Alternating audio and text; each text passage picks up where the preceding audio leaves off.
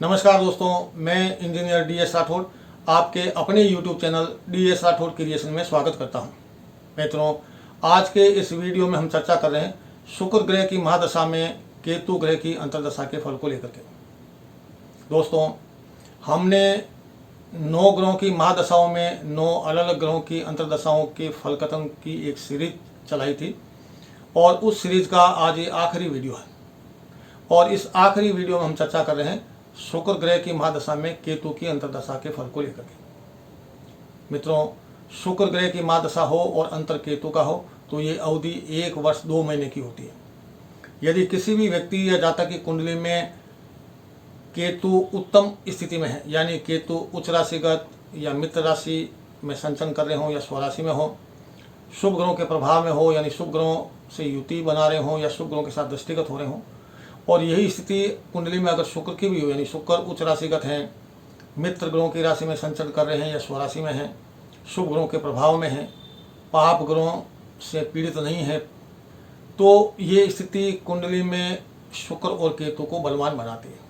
और अगर ये स्थिति है कुंडली में तो शुक्र की महादशा में केतु की जो अंतर्दशा है 1 साल और 2 महीने की, उस अवधि में जातक को अनेक प्रकार के आकस्मिक रूप से शुभ समाचारों की प्राप्ति होती है। जातक उत्तम वस्त्र आभूषण, उच्च कोटि के वाहन और उच्च कोटि के महंगे आवास की प्राप्ति से जातक अत्यधिक प्रसन्नचित्त रहता है।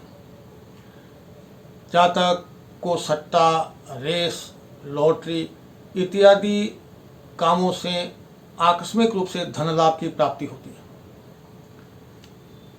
और कुल मिलाकर के शुक्र की महादशा में केतु की अंतर्दशा 1 साल 2 महीने की जो होती है, उसमें अगर शुक्र और केतु की स्थिति शुभता लिए हुए कुंडली में, तो जातक को अनेक प्रकार के आकस्मिक शुभ फलों की प्राप्ति होगी, जिसमें धन, वाहन, आवास, आकस्मिक लॉटरी सट्टे जुए से उसकी विजय या उस लॉटरी सट्टे जुए से करोड़पति बनने के योग, ये अनेक प्रकार के शुभ फलों की प्राप्ति होती है और वो भी आकस्मिक रूप से होती है।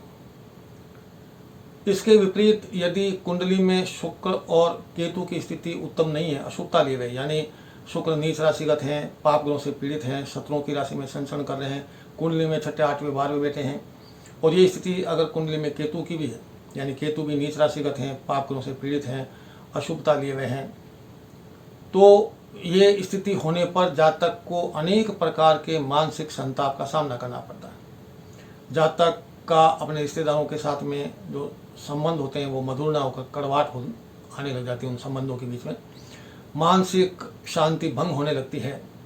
बहुत सी बाधाएं जातक को सफलता की ओर बढ़ने से रोकने लगती है, खासकर कैरियर के मामले में। जातक अपने काम धंधे से हाथ धो बैठता है, उसे नुकसान उठाना पड़ता है।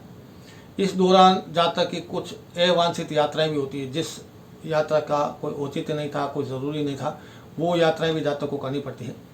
और जातक को इस मामले में इस अवधि के दौरान अत्यधिक सतर्कता और सावधानी बरतने की होती है, क्योंकि उसके जो दुश्मन होते हैं वो जातक को हर दृष्टि से नुकसान पहुँचाने की कोशिश करते हैं। जातक को अग्नि का भय रहता है, शरीर के किसी अंग में पीड़ा रहती है, जातक को संपत्ति के नष्ट होने का भय बना रहता है, सुख में कमी रहती है, और जातक इस अवधि में वेश्याओं की संगति में बढ़ चढ़कर हिस्सा लेता है, जिसकी वजह से उसको लोक और समाज में अपयश का सामना करना पड़ता है। जातक को पुत्र से विरह का संताप झेलना पड़ता है, अगर कुंडली में शुक्र और केतु की स्थिति उत्तम नहीं है तो दोस्तों, ये था शुक्र की महादशा में केतु की अंतर्दशा का फल कथन। इस वीडियो के आखिर तक बने रहने के लिए आपका बहुत बहुत धन्यवाद और आभार। मिलते हैं अगले वीडियो में किन्हीं नए रोचक जानकारियों को लेकर के। तब तक के लिए नमस्कार, जय हिंद, वंदे मातरम।